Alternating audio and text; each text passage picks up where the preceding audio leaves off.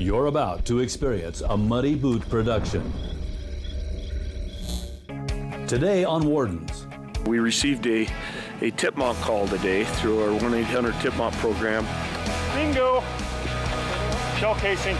That is what we call the big F, big felony. There's a lot more that's going on here than you're telling me about. And we're going to get to the bottom.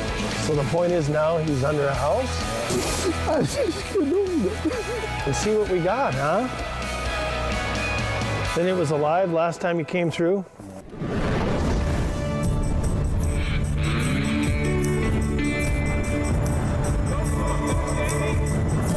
know what you did wrong? You're before shooting hours.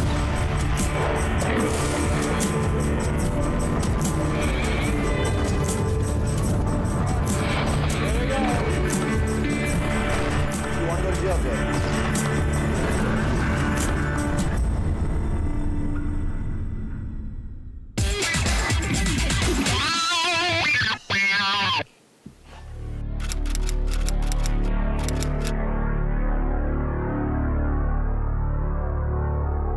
Each day as a Montana game warden can be a new adventure. Most start out with a plan, but things can change with a simple phone call. I just started in the Deer Lodge District on July 1st.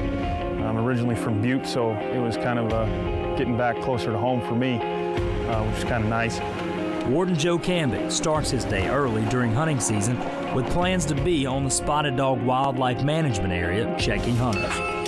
He receives a phone call of possible illegal activity, and Joe is on the move, traveling to the opposite side of the Deer Lodge Valley. How's it going? Good, how you doing? Killed that elk yet? Where's that? I already got it hung up. Butcher's is going. All right. It's at home. When'd you get it? She got it on the 24th. Oh, good. Good. Yeah. Operation Mac Pass takes place in Region 2, 15 miles west of Helena, Montana, on top of MacDonald Pass.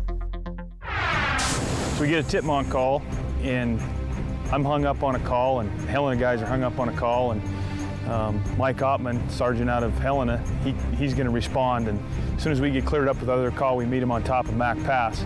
We received a Tip-Mont call today through our 1-800 Tip-Mont program. Possible elk violation, a lot of shots fired, some elk that went down, and possibly some elk that were not field dressed and left. Mike's able to respond to the call. He gets there fairly quick. He hadn't talked to the informant at that point, but he kind of had an idea what was going on from the Tip-Mont call that came in. We're standing on top of the Continental Divide, which is MacDonald Pass, which is the boundary between Region 3 and Region 2. He did locate the suspects and talk to them a little bit about it. They claim that 2 elk were shot, both by license holders, and when Mike asked them about the 3rd elk, they didn't have any idea what he was talking about. The site that we're going to go in and investigate some elk, possibly illegal elk, will be in Joe Cambick's area out of Region 2, Hunting District 215. We're just waiting for the informant to come back up and hike us into the location where all this developed. The informant witnessed 2 hunters knock down 3 elk from a distant ridge.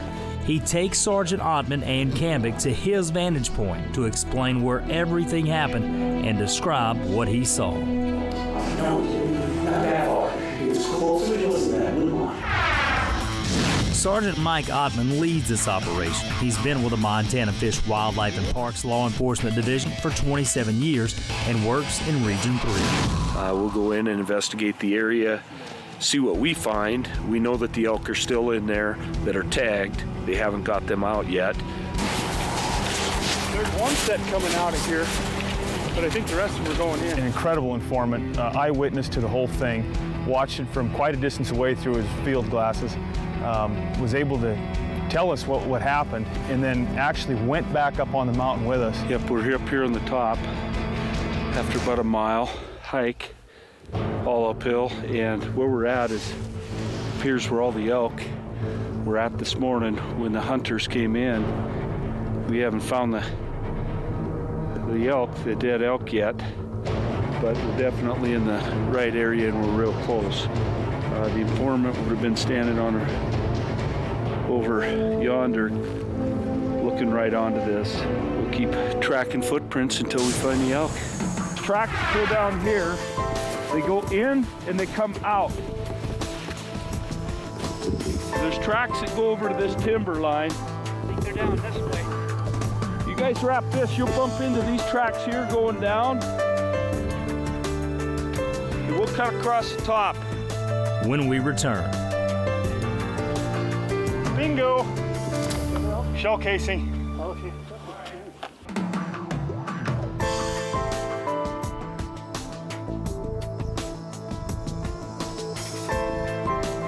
a concerned hunter witnessed 2 other hunters shoot 3 elk in his phone 1-800-Tip-Mont. He is accompanying Wardens Mike Ottman and Joe Cambick back to the actual scene to help locate evidence. I think the shooting occurred right here. We'll wait for you. Yeah, here you go. Looks like they wrapped, hey guys, they wrapped around this knob. So I think the shooting started up here in the trees. I'm gonna wait for you though so we can look for some brass. They follow tracks to move into where they believe the shooting took place. Bingo! Shell casing. It's gonna be kind of hard to get a foot imprint, Mike, but we can look going that way. Yeah, you can see where they knelt down right here. I kind of walked in it kicking around for shells, but I found the shell.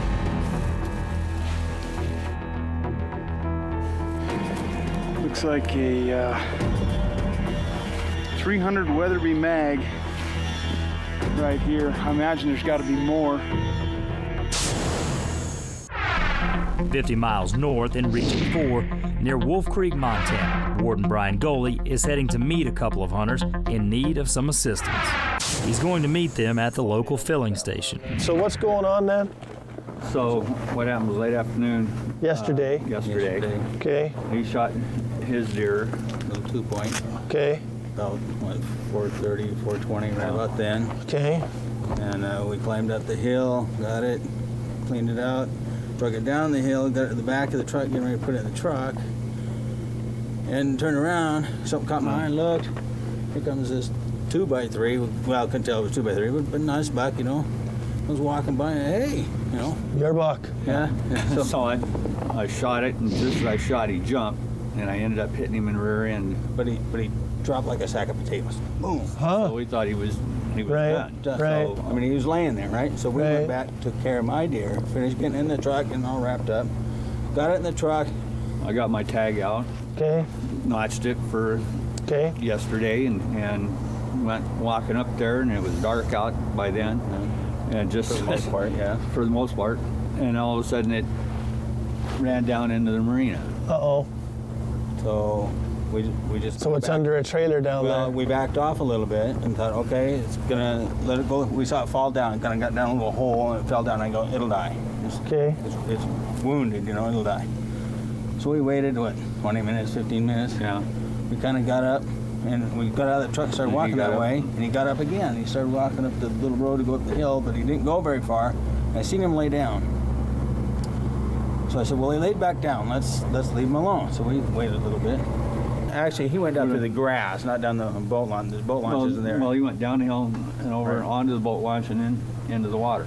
Okay. And he swam across, and then on the other side, they got like a little dock thing out there. Yep. There's another ramp thing there, and we couldn't see him anymore. And but we heard him get out of the water or something. Okay. Okay. I'm listening. So we went down there, and he let us walk right up to him. I thought he was dead, so I wrapped a rope around him, so we started to drag him out. Right. Got about halfway up the ramp, half up the ramp, and he stood up. Really? Yeah. Okay. Is this going to get even? Is this going to get even better? Wow. Well, he just. So then what happened? So we just let him sit down for a little bit. Now, well, let's leave him alone for about 15, 20 minutes.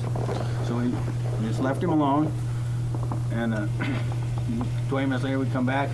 He's sitting there looking at us. Wow. Oh, dang it, you know. So I don't know, we sat an hour or so, Yeah. just sitting in the truck and you know, we'd get out and go check. We did try to drag him a little bit farther up off the boat ramp. He was still alive? So, Yeah. Why didn't you just So, cut him throat or something? We couldn't get close. He was crashing his head. Okay. Yeah, we could get up and he started crashing his head. So the point is now he's under a house? Could this story get any more odd? Find out when we return.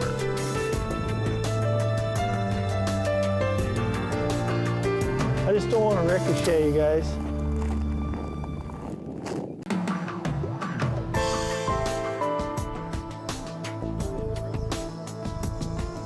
Warden Brian Goley has come across a couple of hunters having trouble recovering a wounded deer, and their story just keeps getting better. So the point is now he's under a house? Yeah, there's a trailer. Mobile home. Mobile home. All right. But what he did is we got him up there, and then we just let him be, and he wiggled his way against the hillside, and then he went down this way, Doing all this and with then his front feet. then he went back this way, and now he's worked his way all the way around to where the motorhome is, or not motorhome, but the trailer is, and crawled underneath the trailer. So at one point during the night, after we'd haul him up and he was wiggling his way, we thought he had expired. We went up there, he even let us. You're shaking. Yeah. We'll let you go. Okay. So anyway, then we thought he was expired, so because he was just laying there. We even went up, we got the rope off him. Right. We got it off him, and then he was like, you know, and then he laid his head down. So okay, so basically, Wow. we went and sat in the truck until midnight, just waiting for him to expire. And every time we got up, he'd move 15 feet this way or 15 feet that way. And Wow. finally, we were too tired. Okay. We went back. Oh, well, let's go get him. I'll follow you guys up, and you show me where he's at, okay? All right.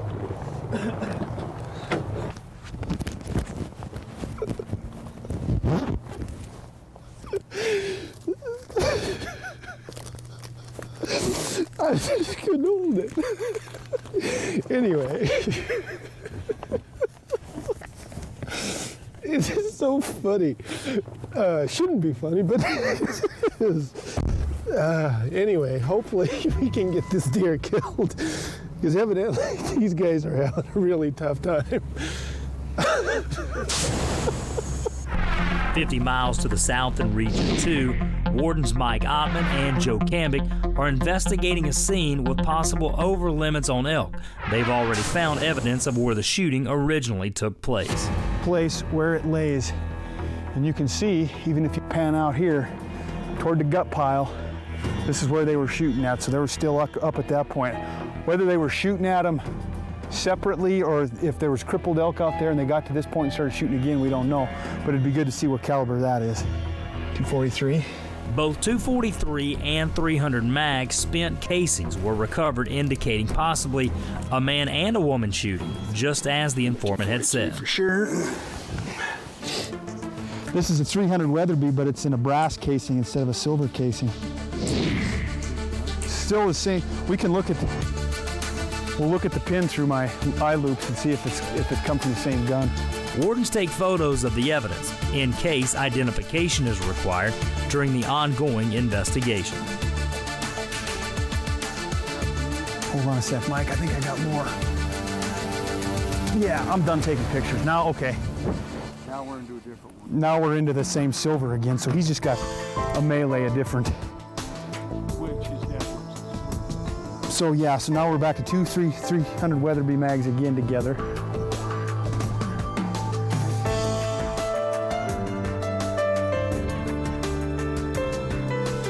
My goodness, you guys. When we return, it's back to the wild deer story, while the search for more evidence continues. Wow.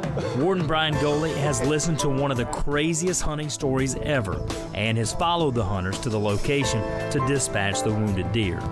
So I'm sure they shot it up here. It comes down and swims across this bay, and it's got to be underneath one of those campers down there is what I'm assuming. Well, let's go have a look-see and see what we got, huh? Then it was alive last time he came through?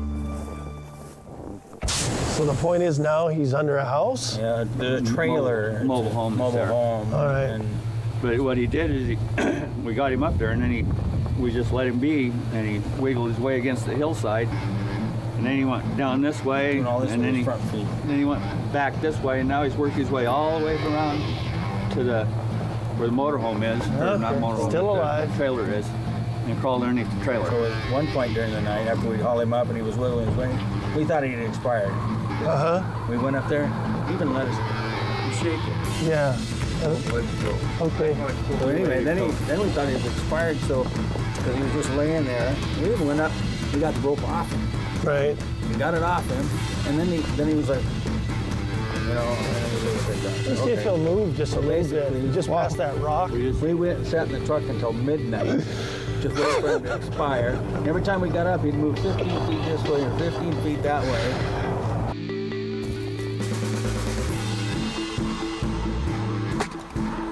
That's what happens when they get adrenaline.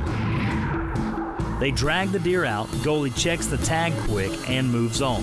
Very much. You too. You guys be careful going back, okay? We will. Thank you. Our wardens in Region 2 have found the elk. Warden Cambick checks the tag.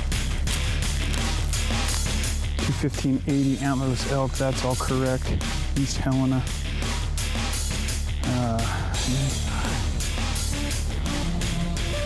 You know what's interesting? There's 2 dates punched out on this. The 26 and the 27 are both gone. So that's an improper validation. So that's something we need to find out.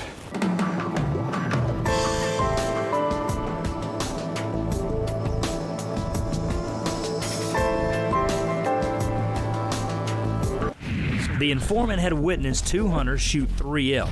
1 elk has been found, and Warden Cambick searches for another, while Sergeant Ottman continues to search as well. Bingo! Well, this is an elk that they crippled, and it made it right there. It's ungutted, it's wasted. They didn't follow the tracks, they seen the blood. While Cambick scores on elk number 2, Sergeant Ottman finds the 3rd. 3 elk now, 2 of them tagged, 1 shot left. Well, there's an entrance hole from a bullet down here where she was hit, and there's no exit hole. I'm just gonna cut in here and see if I can locate a bullet. Cambick tries to recover a bullet for evidence. In all, 3 elk were found, 2 of them tagged, and 1 that had never been recovered. The informant saw a man and a woman shooting. An incredible informant, eyewitness to the whole thing. We have an over-the-limit violation and also a case of an illegal tag transfer. Montana does not allow party hunting. So after we gather up all our evidence, we're able to reconvene in Helena at the Helena Resource Office. We get Wardens Dave Lone and Kevin Cook. We bring them up to speed on what's going on, so they're going to help us with interviews. We're going to separate 2 of them and see what they can say. Sergeant Ottman calls the suspect. Okay, you mind coming by? What's that? I said, do they do? No, we're good. We're good. Hey, just want to visit with you a little bit about some of your hunting stuff today. I don't know a lot. I just, basically what Mike told me. Okay, I've been on a canyon creek. While Wardens Lowen and Cambick interview the suspect, his girlfriend is being interviewed in a different room by Sergeant Ottman and Cook. Okay, Before questioning, you have the right to remain silent. Anything you say can be used against you in court. You have the right to talk to a lawyer and have one with you during questioning. If you cannot afford a lawyer, one will be appointed for you for the questioning if you wish. That's standard. We just have to do that. Okay. The interview went well. Of course, they were trying to stay out of trouble by not telling us the truth at first. That is what we call the big F, big felony. There's a lot more that's going on here than you're telling me about. Okay, now we're gonna get to the bottom of this. Okay, now if you want to be in a world up over your head, this is a good way to get there. Okay, and the reason I'm saying that, that's more than 4 shots. Okay, These shots were together. These shots were together. this officer right here hiked up onto your tracks, followed the elk, okay? Found all the elk, including the calf that wandered into the trees, the blood trail that you guys followed. I followed it. Okay. But when they realized that we had all the evidence, they came clean with it. And it sounds like the female portion of this whole incident is finally coming around and telling the truth about what happened up on the hill. They're just getting the final details from her now. After conducting interviews, the wardens determined the proper citations for all parties involved. And real quick, we just penciled out, trying to keep track of this. Joe listed out that, you know, what each person could be charged with. Not that we're going to charge them with all this, but just to keep it in order. So what did you have for? I had for hunt without a license, loan and transfer. And the reason he's going with the loan and transfer is because he shot elk number 2. He killed elk number 2, and that's when the tag went on. So he would get the tag transfer on that one. Okay. It was a felony case, but basically we handled it with misdemeanor citations. Next week on Wardens. Sit down. Sit down, I'm not asking you. Do you want to go to jail today? Okay, do you want to go to jail today? All right? Find us on Facebook. I just couldn't hold it. Anyway. It's just so funny. Before, do you realize that that is what we call the big F? Big felony? How's my hair look? You got the sweat rolling, do you? Of course not. I don't have anything.